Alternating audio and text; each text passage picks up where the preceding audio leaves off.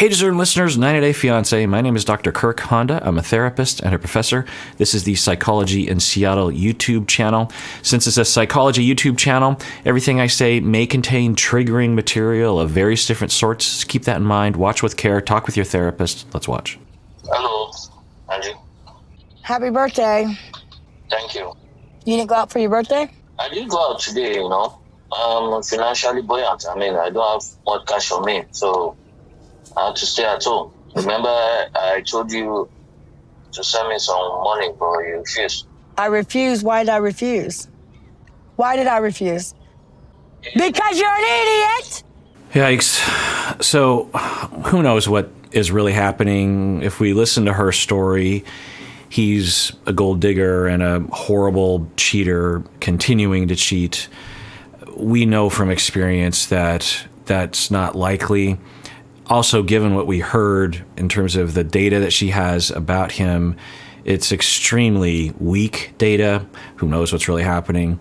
But I'm guessing if it was actually the way that she's portraying it to be, there would be more overt data.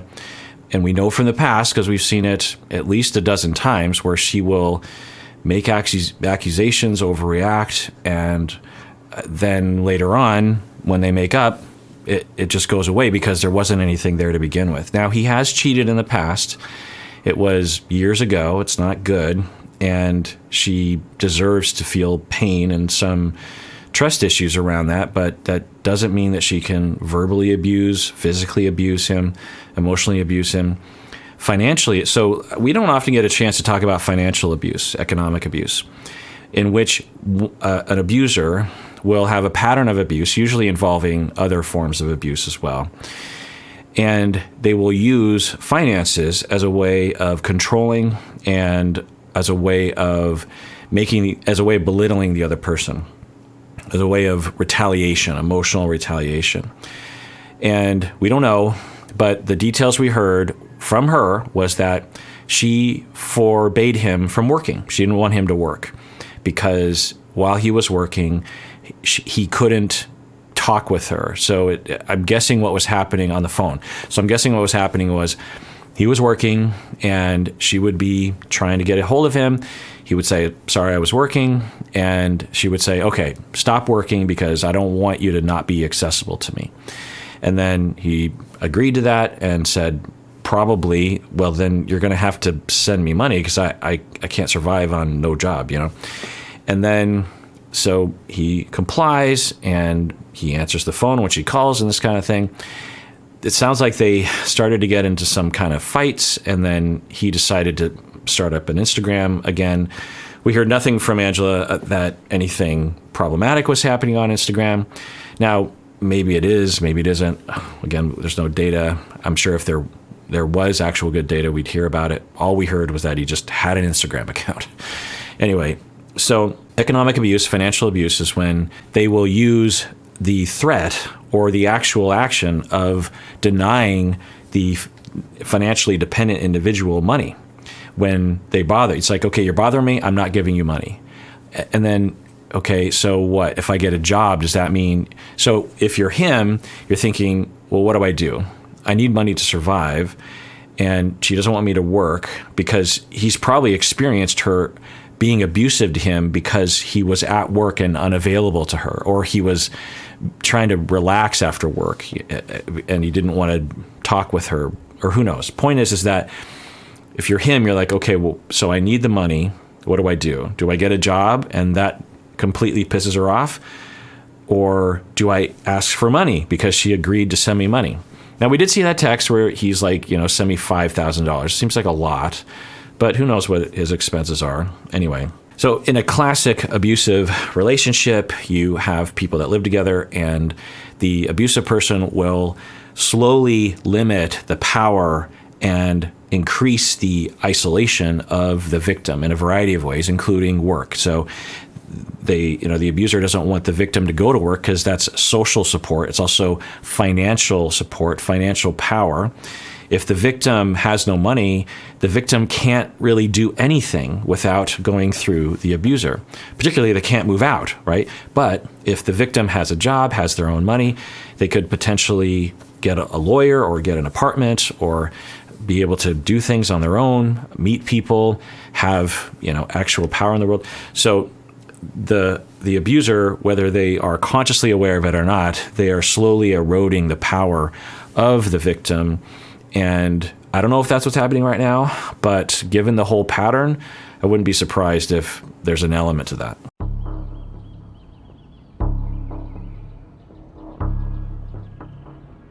You have been blessed all these 4 years, and now you want to be ungrateful mother. So watch the pattern. The insults, the rage, the control, without any data. It'd be one thing if she said, you did X. And then he says, yes, that did happen a long time ago. In the very beginning of their story, he did have an encounter with a woman that he was driving home, according to him. And he admitted it, and she was upset about that. And I can't remember exactly how they worked it out, but they did eventually work it out because they're still together. Those are situations where they agree on the transgression, and we can, and as an observer for me, I can look at it and say, like, okay, I think I know what's happening right now. But 99 times out of 100, when Angela is abusing him, there's no data point. There's nothing that she's going to point to. It's insult and control and rage and name calling without any identifiable transgression.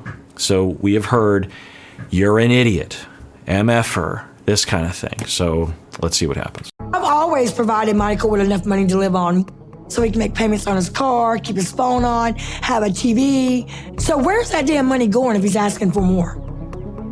And he had the nerve to threaten me. He would take down his Instagram only if I sent him $5,000. Now, how much shadier can he get?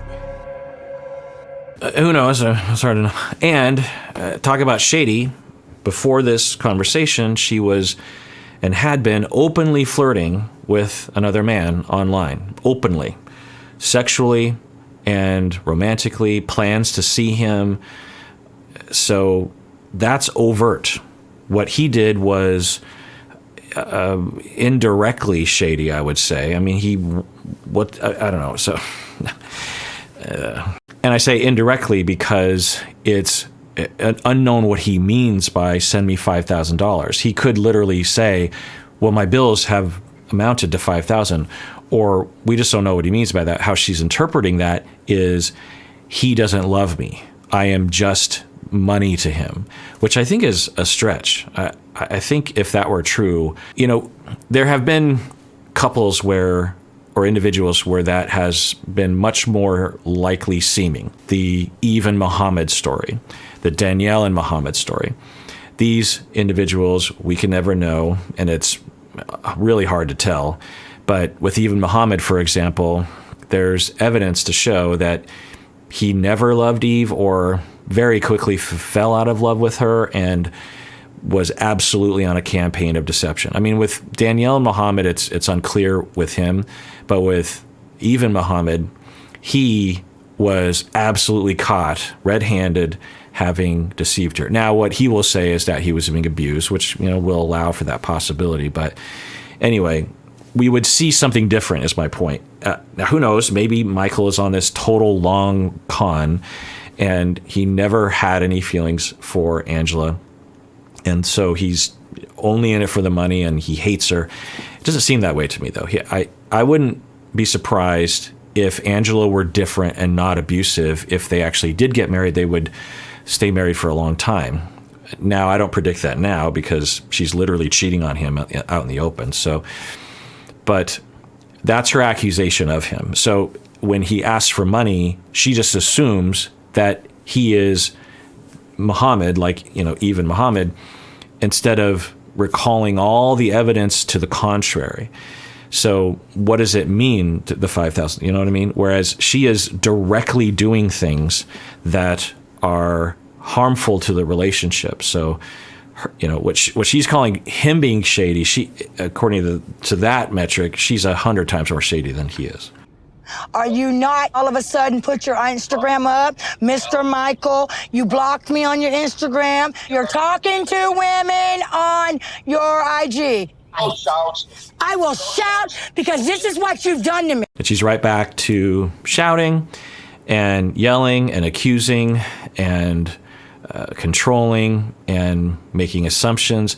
Now, I know a lot of people can identify with Angela, and that's fine. And I would hope that you can identify. I mean, it's fine to identify with all of it, I suppose, but I hope that you can value the pain that she seems to be exhibiting, the insecurity and the paranoia, the trauma, the lack of self-esteem, something.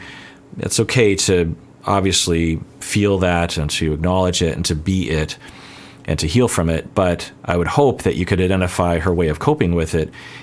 There's no excuse for this. None. She is talking over him. She always does in these situations.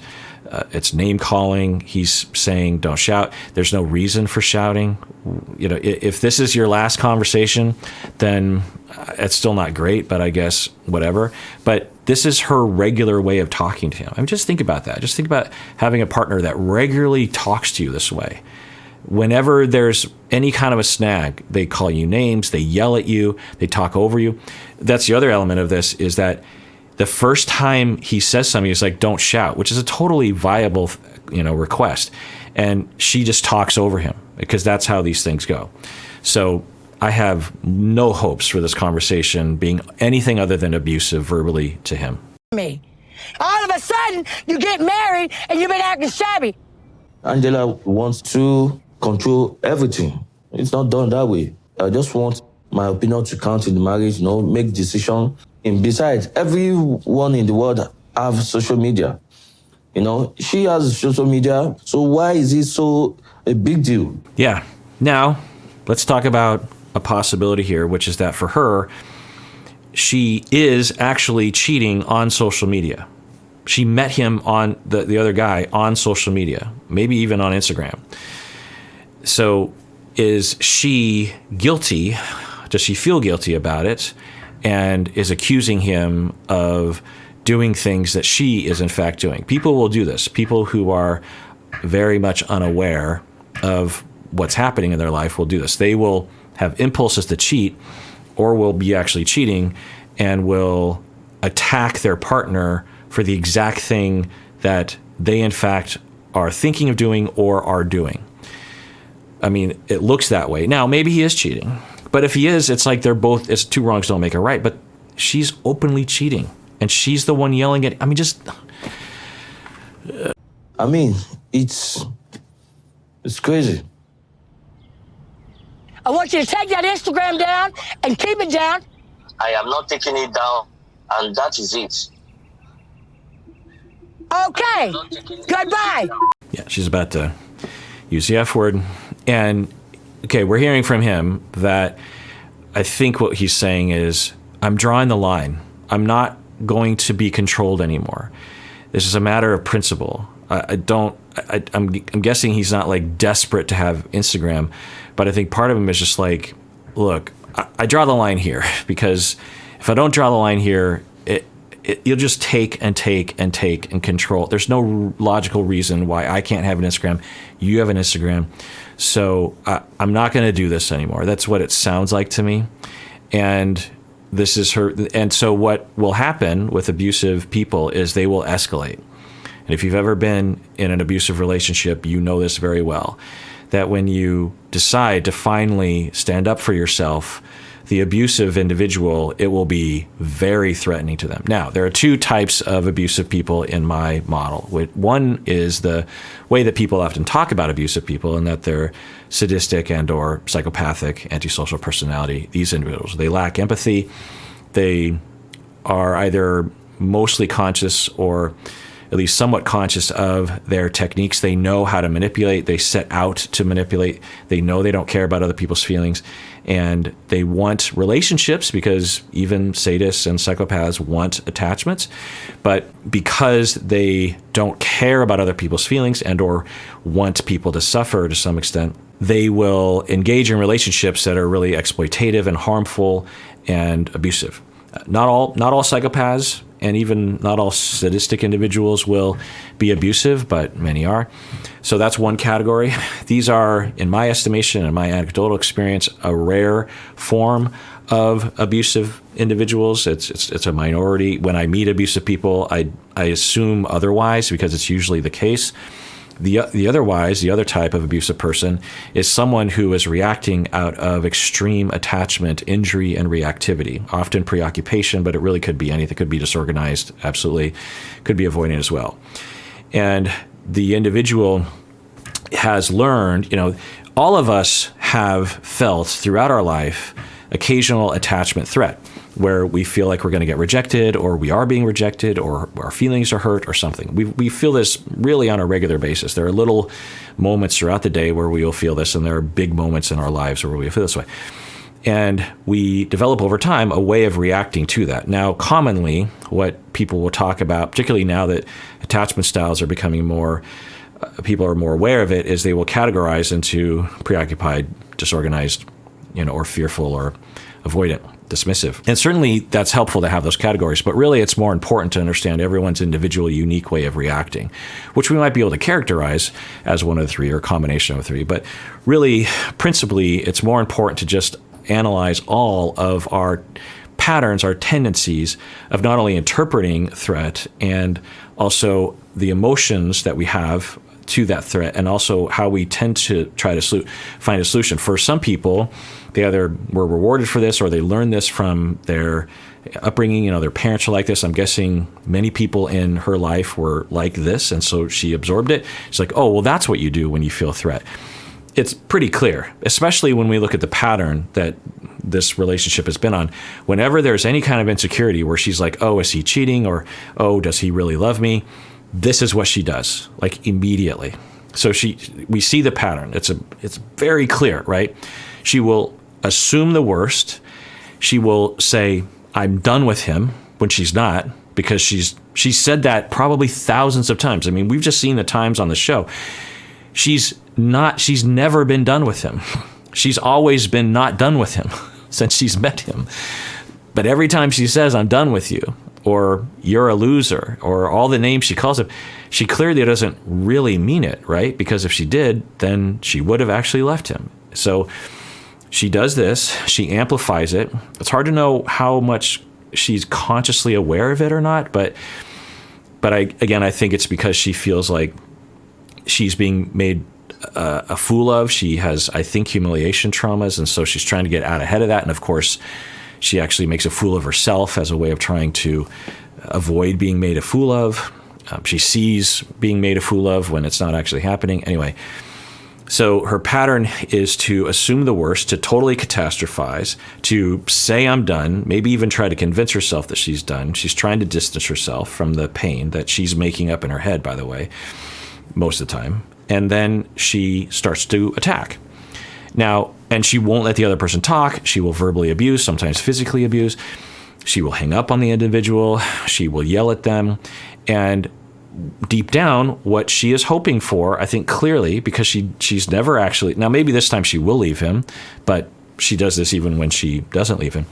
What she's hoping is that he will hear that she feels hurt, and that if he were to prove to her that he loves her and isn't going to leave her, then that will soothe her. This is her extremely dysfunctional, abusive, sometimes criminal way of actually saying, you hurt my feelings and I'm unsure as to whether or not you love me. I mean, just think about that. That's not that hard. Now, all of us suffer from lack of trust, and we all suffer from the inability to be vulnerable in that way.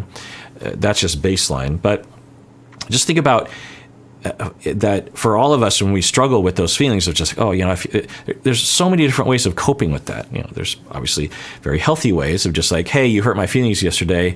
I need a reminder that you love me and that you feel bad about what you did, or could you please think about my feelings in the future regarding that? I'm sure you didn't mean it. There's so many other ways, but this is what she does. So it's troubling to say the least, and always has been. And here we go again. So to put a fine point on it, what I'm saying is that the majority of the abusers that I have worked with, they are operating from that place. And she presents a good example of that. in terms of the data of the show. I don't know anything that's actually happening. The whole thing could be faked for all I know. But the data from the show that's being shown to us, which is a snippet of their lives and perhaps performative to some extent, is a good example of someone that has tremendous attachment insecurity, which is quite obvious because she will sometimes exhibit that, and abusive behavior as a way of trying to protect herself and also communicate that she's hurt, which of course is not okay. You can't control, abuse, verbally abuse, physically abuse other individuals. You can be hurt. You can't be abusive. All right, well, if you want to get merch, you can do so by clicking the link below. Mugs and shirts. We're always adding new designs. You can also get a cameo from me if you want me to give a shout out on a birthday or a happy anniversary, or even want me to propose to your partner for you. I've done that before. That was quite an honor. And everyone out there, please take care of yourself because you deserve it. You really, really do.